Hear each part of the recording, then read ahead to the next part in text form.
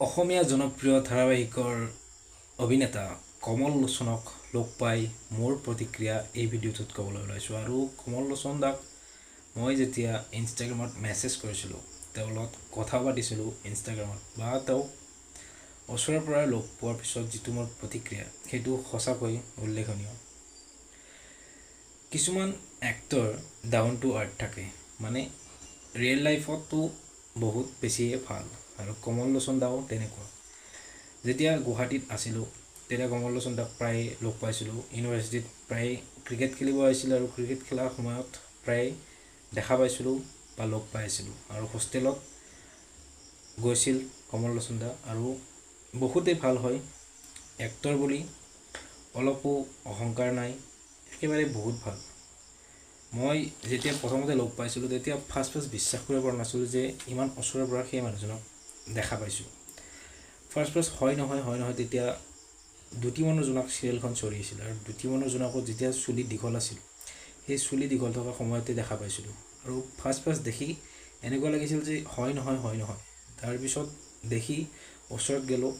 ওচৰত যাই মই ক'লোঁ যে আপোনাৰ চিৰিয়েল প্ৰায় চাওঁ, ভাল লাগে আপোনাক। তেতিয়া কমল লোচন দাই কৈছিল যে থেংক ইউ, ভাল লাগিল শুনি, চাই থাকিবা, তেনেকৈ কৈছিল। আৰু বহুতেই ভাল, মানে লগ পাই এনেকুৱা লগা নাছিল যে এজন এক্টৰক লগ পাই আছোঁ, মানে এনেকুৱা লাগি আছিল যে এজন দাদাক লগ পাই আছোঁ।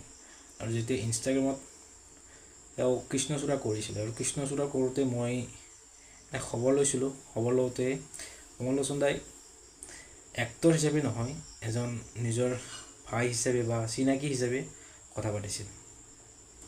আপোনালোকৰ তেনেকুৱা কিবা এক্সপিৰিয়েঞ্চ আছে নেকি যে এক্টৰৰ লগত কথা পতা? আমাৰ অসমীয়া এক্টৰ বুলি কমল লোচন দাৰ তেনেকুৱা একো বিশেষ গৌৰৱ কৰা তেনেকুৱা টাইপ একো নাছিল। একদম ডাউন টু আৰ্থ মানুহ হয়, সহজ সৰল মানুহ হয়। মই লগ পাই বহুত দিনে লগ পাইছোঁ, ওচৰৰ পৰা দেখিছোঁ বা কথাও পাতিছোঁ বহুত কেইদিন। চ' ভাল লাগিছিল সেইকেইদিন লগ পাই। বৰ্তমান লগ পোৱা নাই, কিন্তু গুৱাহাটী ইউনিভাৰ্চিটিত গ'লে প্ৰায়ে সেই মানুহজনক লগ পায় আৰু আহিয়ে থাকে। ৰিচেণ্টলি এখন ৱেব ছিৰিজ কৰিছিল, আৰু সেই ৱেব ছিৰিজ RCCটো হোষ্টেলতো কৰিছিল। সেই ৱেব ছিৰিজখন চাইছোঁ। কমল লোচন দাৰ যিটো এক্টিং, সেই এক্টিং বহুত ভাল লগা। তো আপোনালোকে ভাল পায়নে সেই ব্যক্তিজনক? তলত কমেণ্ট কৰি জনাবচোন।